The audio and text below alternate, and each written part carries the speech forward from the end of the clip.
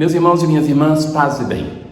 Nas leituras de hoje nós vamos nos encontrar depois de termos escutado já a apresentação de tantos patriarcas como modelo para o nosso caminho de fé, a partir de Abraão e tantos outros. Nós hoje chegamos na carta aos Hebreus à apresentação do próprio Jesus como modelo. Nele nós temos a realização plena, a humanidade que é fiel e Deus que nos responde.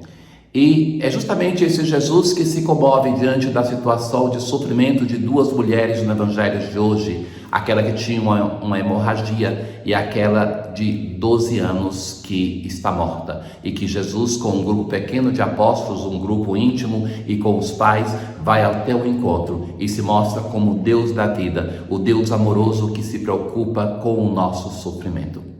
E na liturgia de hoje nós temos a comemoração de um santo, São João Bosco, um apóstolo da juventude, que funda as suas congregações também para isso, para ir ao encontro dos jovens. Um momento que nós vivemos na igreja é este momento, que nós precisamos da intercessão de santos da juventude como São João Bosco, para que interceda pelos nossos jovens. Nós vivemos um momento que muitos dos jovens estão distantes da vida de igreja.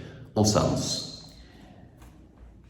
Na antífona de hoje: deixai vir a mim os pequeninos e não os impeçais, diz o Senhor. O reino do céu pertence aos que se parecem com eles. Na primeira leitura de hoje da carta aos Hebreus, nós assim começamos: rodeados como estamos por tamanha multidão de testemunhas, aqueles que já foram citados, aqueles que nos foram apresentados como modelo no caminho de fé. Deixemos de lado o que nos pesa e o pecado que nos envolve. Façamos um caminho de conversão, vamos ao encontro do Senhor. E assim ele vai dizer: empenhemo-nos com perseverança no combate que nos é proposto. A imagem do combate, da luta, é muito usada na tradição bíblica para falar do empenho de conversão, a chamada luta espiritual. Empenhemo-nos no combate. Não se faz um caminho de conversão somente se abandonando, somente se deixando levar pelos outros. Não basta nem sequer a dimensão sentimental, mesmo que o sentimento é uma dimensão importante no caminho de conversão, mas não é tudo. A conversão é oferecer a Deus tudo o que somos e que temos para que Ele nos transforme, com os olhos fixos em Jesus. Agora, depois de termos olhado a tantos outros, olhemos para Jesus, olhemos para o Senhor. É Ele a testemunha fiel. Em vista da alegria que lhe foi proposta, suportou a cruz, não se importando com a infâmia, e assentou-se à direita de Deus. Olhemos com os olhos fixos para o Senhor, porque em nós começa e completa a obra de fé. Em Jesus nós vemos não somente a promessa, como nos patriarcas, mas é a realização. É Ele o Deus fiel. É Ele a humanidade que permanece fiel. E diferentemente das histórias de aliança anteriores, Ele é a realização de uma fidelidade, aquela de Deus que sempre esteve presente, mas a fidelidade do ser humano finalmente alcançada. Não vos deixeis abater pelo desânimo. De certo, meus caros irmãos, que no caminho de conversão, nós muitas vezes nos deparamos com isso. Nós queremos mudar, queremos melhorar, queremos sair do pecado, queremos crescer na virtude e nos deparamos com a nossa fragilidade.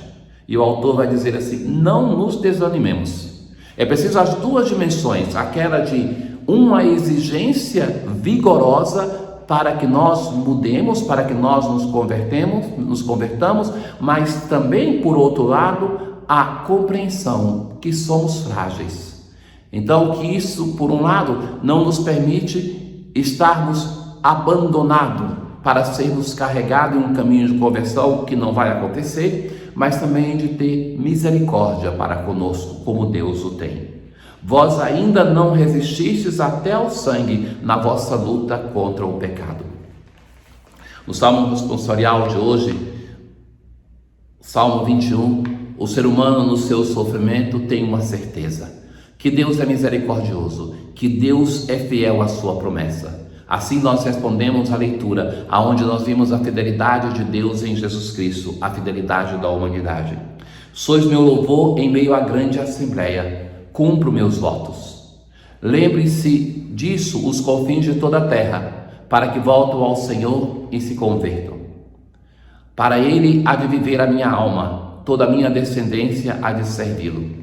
Eis a obra que o Senhor realizou.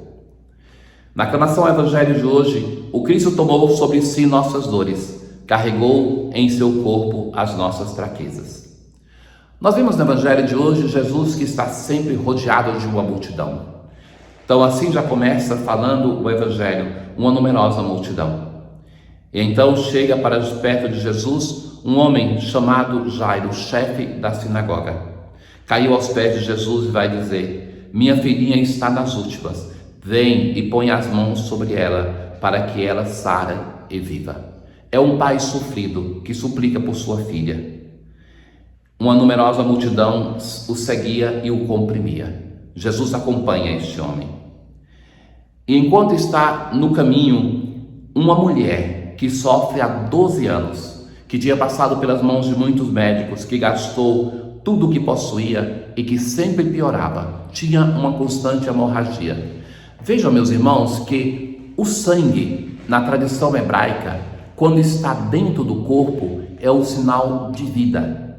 Mas quando ele está saindo com hemorragia, é considerado uma impureza. Esta mulher não podia ter mais relações sociais. Ela não podia estar nem no meio daquela multidão. Ela está ali movida pela fé, porque crê. É por isso que ela sai do seu esconderijo, aonde estava condenada a ficar. Ela pensava no seu íntimo, se eu ao menos tocar na roupa dele, ficarei curada. Ela fez, e a hemorragia parou, e ela sentiu dentro de si que tinha sido curada. Jesus sente essa força que sai dele e pergunta: quem tocou na minha roupa? Os discípulos vão dizer: estás vendo a multidão que te comprime e ainda perguntas quem me tocou? Ou seja, Jesus percebe que alguém tocou nele, mesmo que tenha uma multidão ao redor, de um modo diferente. Os discípulos não alcançam esse pensamento de Jesus, mas Jesus percebe. Então Jesus olhava ao redor e essa mulher tinha medo, estava tremendo.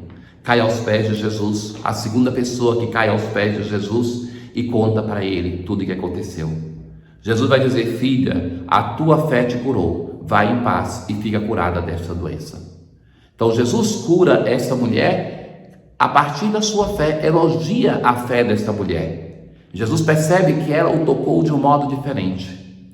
E enquanto agora, veja que é muito um modo de escrever de Marcos, um chamado sanduíche. Começa uma história, introduz e conclui uma outra no meio, e agora volta a história de Jairo e da sua filha. Jesus então está a caminho e chegam para dizer que a menina morreu. E Jesus vai dizer a Jairo: não tenhas medo, basta ter fé. Na mulher anterior ele elogiou a fé, aqui ele sustenta a fé deste homem. Jesus pega consigo 3 dos apóstolos, Pedro, Tiago e João, um grupo mais íntimo que está com ele em alguns momentos. E ali então Jesus chega naquela casa, as pessoas, a multidão que está ali vai dizer que era inútil. E então ele vai dizer: a menina não morreu, está dormindo. Começam a rir de Jesus. Jesus entra na onde a menina está, somente com os pais e com esses 3 apóstolos. Vai tomar a menina pela mão e vai dizer Talitá cum, que quer dizer: menina, levanta-te. É o verbo da ressurreição.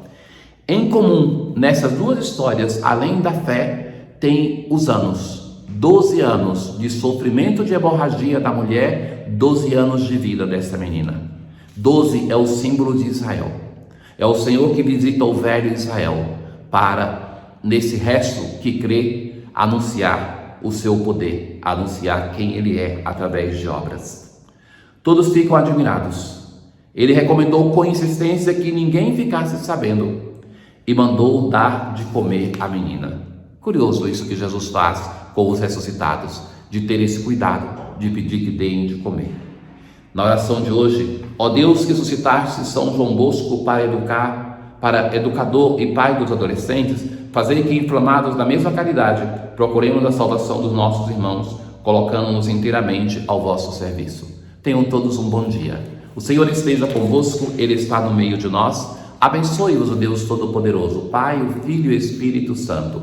Paz.